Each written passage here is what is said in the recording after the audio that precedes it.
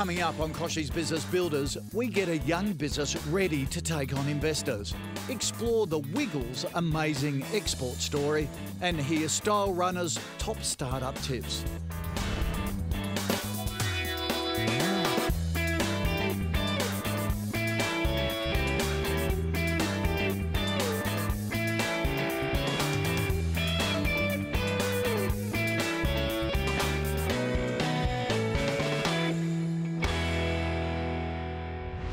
When you're running a business, it's easy to get stuck with your head down and miss out on opportunities to accelerate growth. But if you set your business up for investment, you'll be forced to think more strategically and be ready for when partners do come knocking.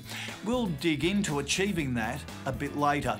Also today, I drop in on the one and only Wiggles. It's a great business that we can all learn from. And also, fashion success story, Style Runner. But first, news you can use. Social media has become an important path to purchase. An unignorable 30% of social media users now research products and services through their digital network. And of those, 63% say their last research resulted in a purchase. Despite this booming sales opportunity, only 36% of small businesses maintain a social media presence. And according to the latest census report, this inactivity is costing them. Small and medium businesses on social media are more likely to report increased sales, profitability and employment. So if you're not on board, then hop to it. You could be missing out on a serious business building opportunity. The Scrubba washbag is a mobile laundry tool designed by patent lawyer Ashley Newland. It's had a great media reception, and now, after a successful launch, Ashley's ready to ramp things up and get the business ready for investment. To make sure he's ticking all the right boxes from an investor's perspective, business development specialist Rob Hartnett dropped by to share his advice.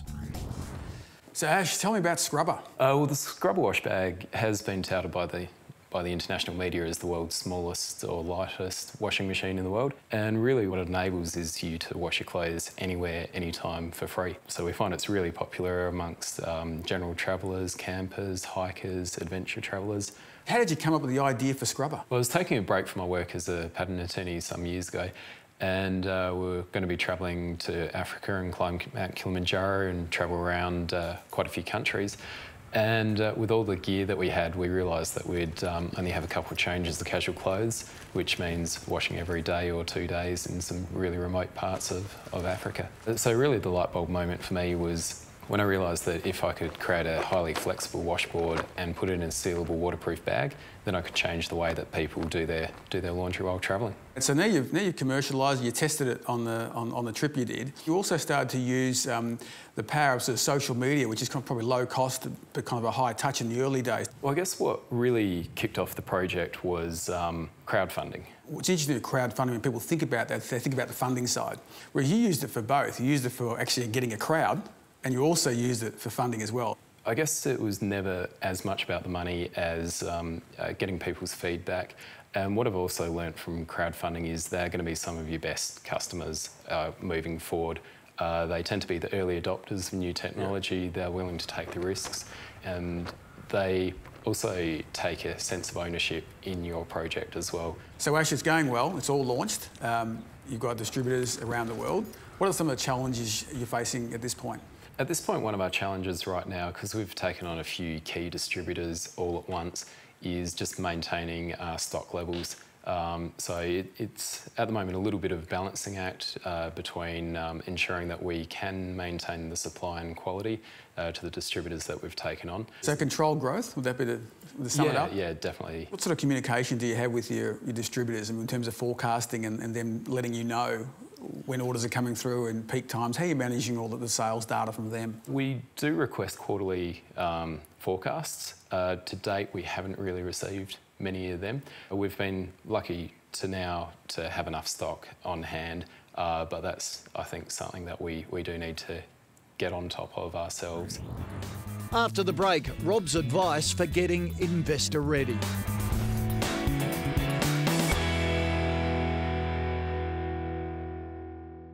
Choosing a payment system for your business can be tricky, with so many different options competing for attention.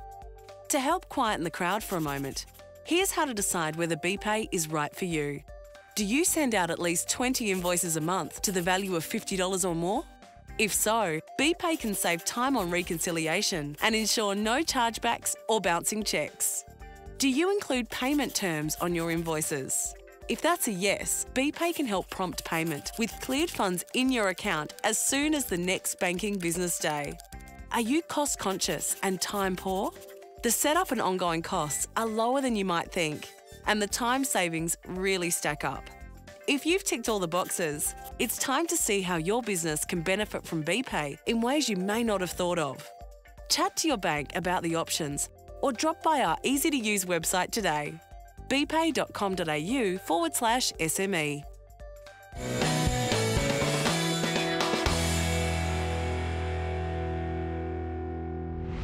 Ashley Newland is right on track to ramp up distribution of his new product, but needs to fine-tune things to get the business ready for investment.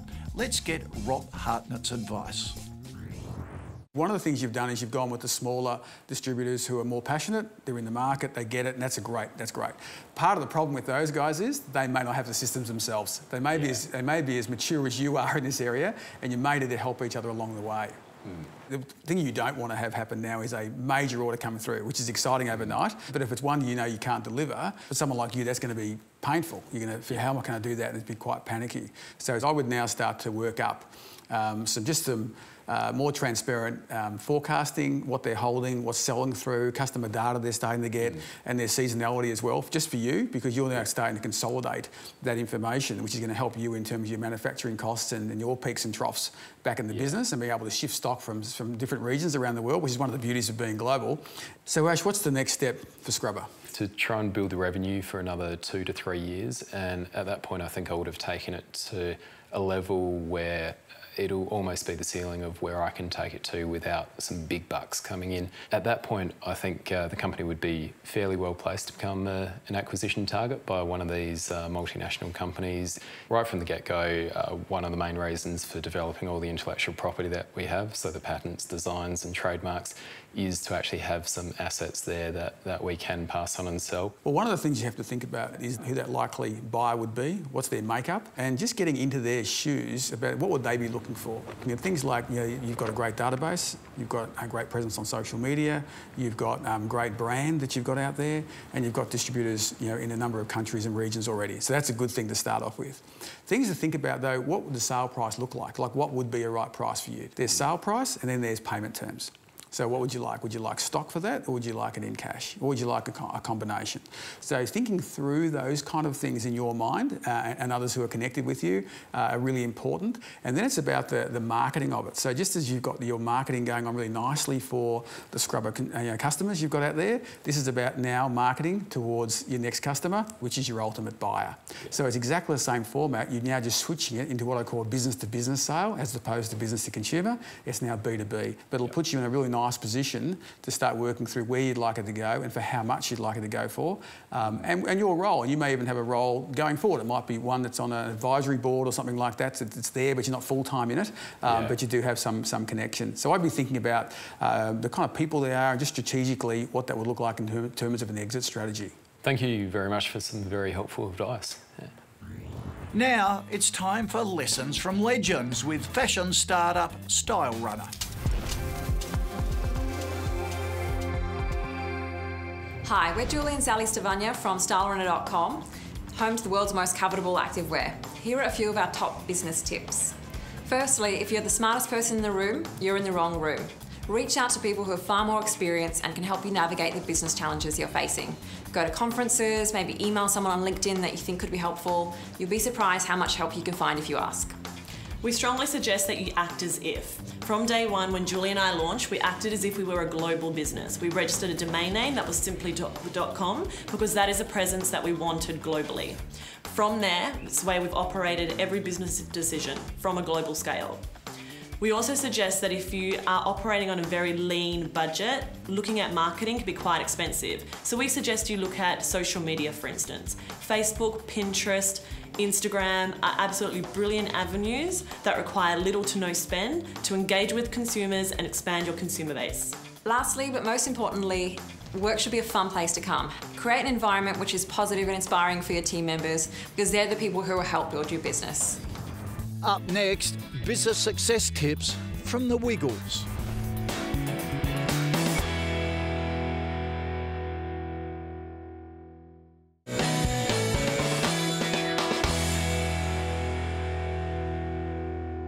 It's likely that 1 in 5 of your employees is affected by poor mental health, so it's an issue that businesses need to be on top of.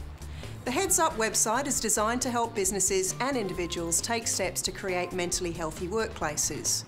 And there are practical tips, tools and resources so everyone can play their part in improving their own mental health and the mental health of their workplace. We've created sections for employers looking to improve how they do things, for individuals thinking about their own mental health, and a section for those who are concerned about a workmate. Most of all, we focused on simple, practical actions people can take. We've included short videos, publications and interactive tools. A major feature is the Heads Up Action Plan. It's a step-by-step guide for businesses looking to make their workplaces mentally healthy. And if you want to join the site, and it's free, you'll be notified of information and resources as they're released. So go to headsup.org.au today. Look, I've always admired how the Wiggles built such a successful global business in what's an especially tough industry. Now in their 23rd year of operation, there's a lot we can all learn from their approach. I caught up with Anthony, Paul and new Wiggle Emma to find out how they've gone about it. Guys, good to see you. Anthony, where did the original idea for the Wiggles come from? It was really like a university project, really. I just had an idea to do a good album of music.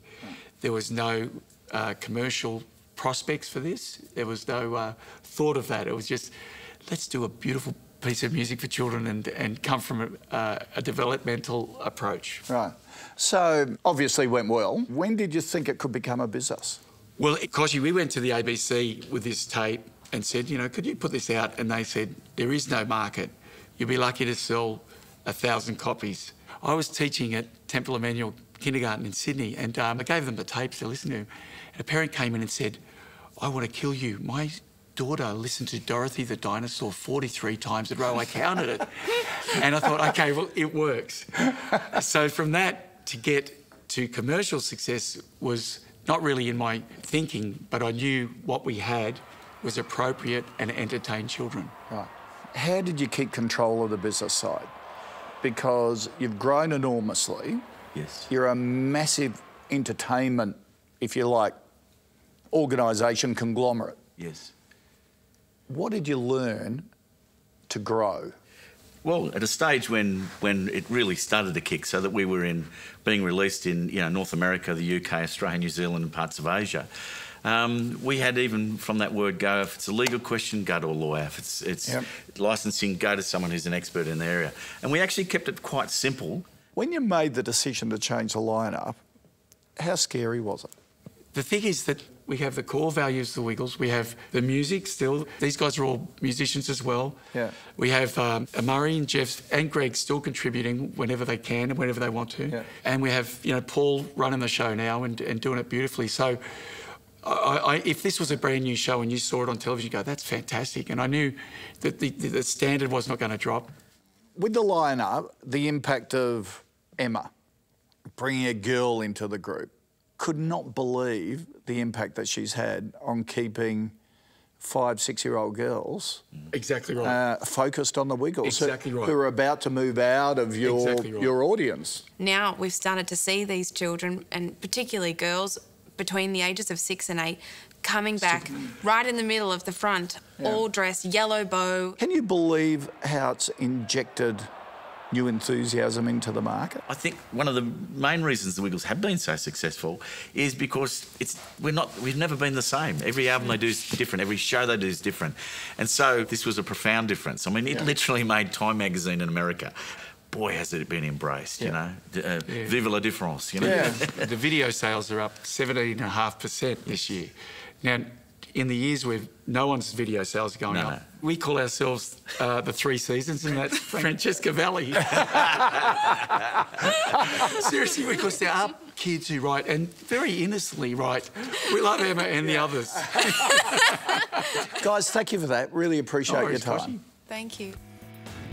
Gee, they're an interesting bunch and so sharp. As we heard, keeping control of the business, getting expert advice and maintaining core values and standards throughout business transitions have been crucial to their ongoing success, something we can all learn from.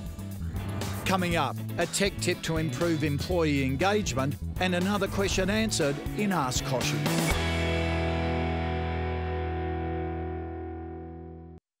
This Business in the Spotlight brought to you by Bpay. Jane, 5th generation in family business here at Pettamonts. How did it all get started? We've been going for over 120 years. We started in the 1890s and we're currently at 5th generation. How long has your dad been running the business? 40 years. He's been running the business here in Chipping Norton and he's built it up. We've got depots in every state. And how many of the family work in it today? There's myself and my 4 brothers and also my parents who lead the business. And Jane, is your father still very much the doyen, the go-to guy in the business? He is. Dad calls all the shots. We do have a little bit of say here and there, but yeah, Dad's the go-to man. And how does that go at the board meetings? Yeah, pretty good. Everyone respects my dad a lot, so he tends to be the one that everyone looks to for the important answers. Now, the business has grown quite significantly over the last 5 years to a decade. What brought that about? We've changed direction slightly. We're more the commercial type of sector. We do furniture transport for retailers, online retailers, medical sector, offices, anything related to furniture transport, really. How has the business grown geographically? So it's been a gradual process. We started in Canberra and Brisbane, and we've been venturing to Melbourne and Perth, Adelaide, and hopefully Darwin next. Now, you've got some huge infrastructure here, these fantastic big containers. How's the business sort of grown over time in terms of your capacity to service? Look, we've had to acquire more space because we have run out of space. So we find that we're having to buy more depots and build more depots to house the demand. How do you know when you need to take the next step? Well, when we're full to the brim, that's when we find that we need more space, we need more vehicles, we need more containers and we need more staff. Now, you're one of the leading players in your area. How do you differentiate yourself from the competition? Service is really important to us. We find that if we can provide a good service, then our customers will keep coming back. What are some of the other big challenges that you've come across in your time here? Handling debtors is quite a big thing for me. We find that we like to keep on top of our payments very promptly, and sometimes that's not always the case. Now, you're in charge of the admin. How do you manage the payment processing side of things? I have handled the debtors side of things for quite a while, and it can be quite frustrating at times, and we find that we get a lot of unknown deposits in our account that take sometimes months to reconcile. And how do you go about sorting that out? Well, we've recently installed Bpay in our business. We find that having that unique identification really helps to differentiate the payments from just unknown deposits. Now, you've had terrific success growing over the last decade. What's the future hold for Pettamonts? Look, hopefully we keep growing. I mean, as you said, yeah, we have grown quite a bit over the last 5 to 10 years, and hopefully that continues into the future. Jane, it's a terrific family business story. Thanks a lot for your time. Thanks so much, Alex. Visit bpay.com.au/SME for more information. It's Tech Tip time with Val Quinn. Now that Christmas is coming up, your staff are probably working harder than ever. But to retain staff, it's important to recognize their commitment. WooBoard is an employee recognition platform for a happy, motivated, and productive workplace. You can give instant, public, and meaningful recognition to staff and celebrate their wins as a team. Points are awarded for engagement for things like posting updates, giving and receiving recognition, liking and commenting on the conversation. You can integrate your own company values and business objectives into the system so employees are motivated to achieve them. WooBoard is a cost-effective way of maintaining and keeping your staff happy, not just at Christmas time, but for the whole year. Let's get into Ask Kochie now, and our question today was submitted by Stephen via the website. He asked, I've created an innovation to an everyday product and would love some guidance on IP. Good question, Stephen. The question of protecting a business idea comes up a lot, and there are a few ways to keep it in your own hands. Patents, trademarks, designs, plant breeders' rights, copyright, circuit layout rights, trade secrets, and domain names are all available to help safeguard intellectual property. If that sounds like a mouthful, head to IP Australia. Now, they have a great online platform to guide you to the type of protection you need. Getting legal advice can be beneficial, but be sure to weigh up the cost of getting an IP lawyer because it can be expensive. And of course, where you have to tell investors or potential partners about it, only give need-to-know information and how it will add value. Maybe get them to sign a confidentiality. Now, if you need specific advice for your business, head to kbbcoaching.com.au, where we have a range of experts on hand ready to guide you in the right direction, wherever it suits you, whatever time. It's up to you. See you next time. Next week on KBB, we look at planning for succession and exit with Kochie. Get Jerry Harvey's top business tips and meet the mumpreneur that started Keep Cup. In the meantime, jump on to kbbtv.com.au for a whole lot more and to get up to date.